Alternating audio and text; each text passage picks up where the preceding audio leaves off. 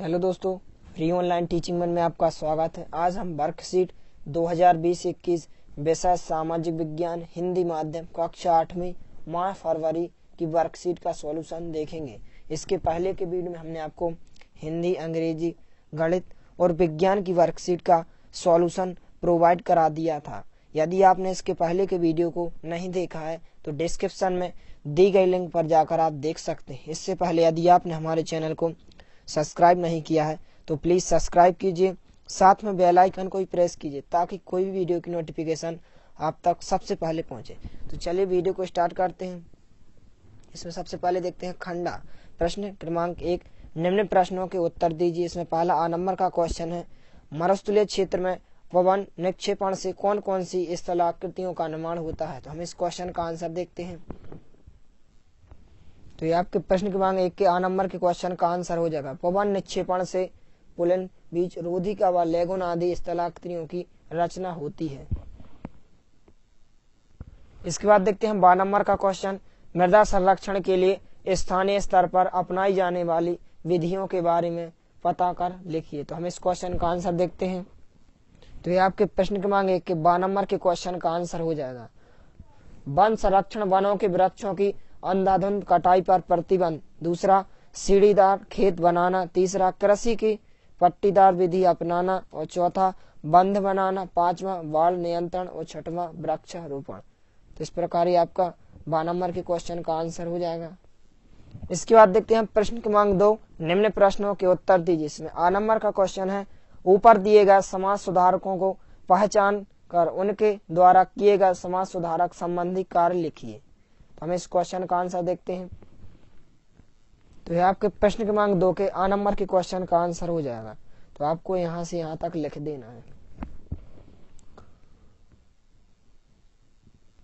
इसके बाद देखते हैं हम 12 नंबर का क्वेश्चन, 1858 ईस्वी के बाद ब्रिटिश सरकार द्वारा आर्थिक नीति में किए गए प्रमुख परिवर्तन लिखिए। तो हम इस क्वेश्चन का आंसर देखते हैं। तो यह प्रश्न क्रमांक 2 के 12 नंबर के क्वेश्चन का आंसर हो जाएगा। आपको यहां से यहां तक लिख देना है। इसके बाद देखते हैं हम 7 नंबर का क्वेश्चन, किन कारणों से लॉर्ड रिपन को स्थानीय स्वशासन का जनक कहा जाता है। तो हम 7 नंबर के क्वेश्चन का आंसर देखते हैं। तो यह आपके प्रश्न क्रमांक 2 के 7 नंबर के क्वेश्चन का आंसर हो जाएगा। लॉर्ड रिपन के शासनकाल का सबसे महत्वपूर्ण कार्य स्थानीय स्वशासन पर 1882 का सरकारी प्रस्ताव था। इस प्रस्ताव के द्वारा ग्रामीण क्षेत्रों में स्थापित बेड़ की स्थापना की गई। लॉर्ड रिपन को स्थानीय स्वशासन का पिता कहा जाता है। तो आपका आंसर हो जाएगा। इसके बाद देखते हैं प्रश्न क्रमांक 3, निम्न प्रश्नों के उत्तर दीजिए। इसमें आ नंबर का क्वेश्चन है, दिए गए चित्रों के आधार पर अंतर बताइए। अंतर का आधार, तो यहाँ पर आपको इस प्रकार से इस तालिका को पूरा कर लेना है। पर भूगर्भ, जंगलों, खनिज से संबंधित लोहा, तांबा, बांस से बनी वस्तुएं, मशीनों से, हाथों से, वृहद उद्योग और कुटीर उद्योग। तो इस प्रकार से आपको इस तालिका को पूर्ण कर लेना है। इसके बाद देखते हैं हम प्रश्न क्रमांक 3 का 12 नंबर का क्वेश्चन, कृषि पर आधारित उद्योगों के नाम लिखिए। तो हम इस क्वेश्चन का आंसर देखते हैं। तो यह आपके प्रश्न क्रमांक 3 के 12 नंबर के क्वेश्चन का आंसर हो जाएगा। आपको यहां से यहां तक लिख देना है।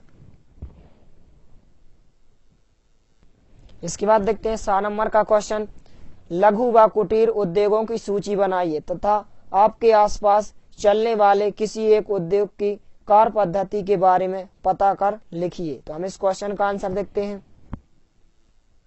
तो यह आपके प्रश्न क्रमांक 3 के 7 नंबर के क्वेश्चन का आंसर हो जाएगा। आपको यहां से यहां तक लिख देना है। ये आपका लघु उद्योग हो जाएगा, ये आपका कुटीर उद्योग हो जाएगा और एक आपका एक उद्योग हो जाएगा।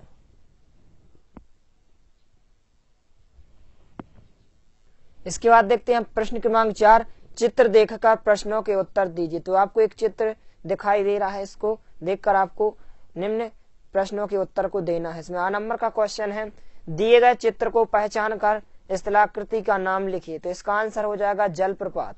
इसके बाद देखते हैं 12 नंबर का क्वेश्चन, मध्य प्रदेश में इस तरह की स्थलाकृति आपके समीप कहाँ कहाँ है। तो इसका आंसर हो जाएगा भेड़ाघाट, जबलपुर के पास। इसके बाद देखते हैं हम प्रश्न क्रमांक 4 का 7 नंबर का क्वेश्चन, ऐसी स्थलाकृति का निर्माण क्यों होता है? तो हम इस क्वेश्चन का आंसर देखते हैं। तो यह आपके प्रश्न क्रमांक 4 का 7 नंबर के क्वेश्चन का आंसर हो जाएगा। आपको यहां से यहां तक लिख देना है, यह आपका आंसर हो जाएगा। इसके बाद देखते हैं हम प्रश्न क्रमांक 5, निम्न प्रश्नों के उत्तर दीजिए। इसमें आ नंबर का क्वेश्चन है, गांधी जी के समाज सुधार संबंधी कार्य लिखिए। तो हम इस क्वेश्चन का आंसर देखते हैं। तो यह आपके प्रश्न क्रमांक 5 का आ नंबर के क्वेश्चन का आंसर हो जाएगा। आपको यहां से यहां तक लिख देना है।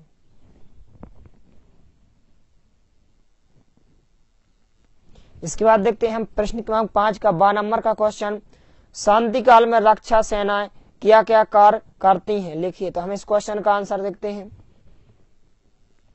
तो यह आपके प्रश्न क्रमांक 5 के 12 नंबर के क्वेश्चन का आंसर हो जाएगा। आपको यहां से यहां तक लिख देना है।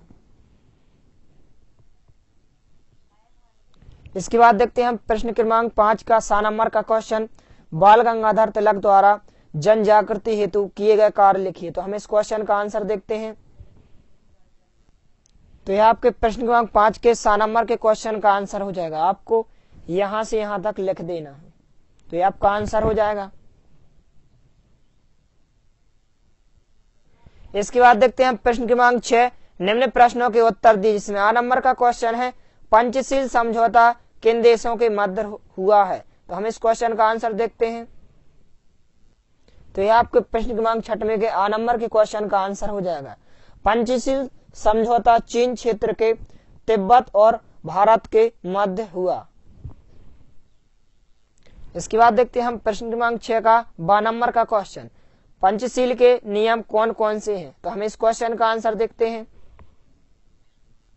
तो यह आपके प्रश्न क्रमांक 6 का 12 नंबर के क्वेश्चन का आंसर हो जाएगा। एक दूसरे की संप्रभुता और अखंडता का सम्मान, परस्पर अनाक्रमण। दूसरा, एक दूसरे के आंतरिक मामलों में हस्तक्षेप नहीं करने की परस्पर सहमति। तीसरा, समानता और परस्पर लाभकारी संबंध। और चौथा, शांति सह अस्तित्व। तो आपका आंसर हो जाएगा। इसके बाद देखते हैं हम 7 नंबर का क्वेश्चन, भारत गुट निरपेक्षता की नीति का पालन करता है। आपकी दृष्टि से गुट निरपेक्षता का सही अर्थ क्या है? तो हम इस क्वेश्चन का आंसर देखते हैं। तो यह आपके प्रश्न क्रमांक 6 के 100 नंबर के क्वेश्चन का आंसर हो जाएगा। अर्थ, विभिन्न गुटों से तटस्थ या दूर रहते हुए अपनी स्वतंत्रता, निर्णय नीति और राष्ट्रीय हित के अनुसार सही या न्याय का साथ देना गुट निरपेक्षता कहलाता है। इसके बाद देखते हैं हम खंड व प्रोजेक्ट कार्य। तो प्रश्न क्रमांक 7वां है, दिए गए ऑस्ट्रेलिया महाद्वीप के रेखा मानचित्र में निम्नांकित को दर्शाइए। तो यहाँ पर आपको कुछ नाम दिए गए हैं, ये नाम आपको इस नक्शे या मानचित्र में दर्शाना है। तो इस प्रकार से आपको दर्शा लेना है।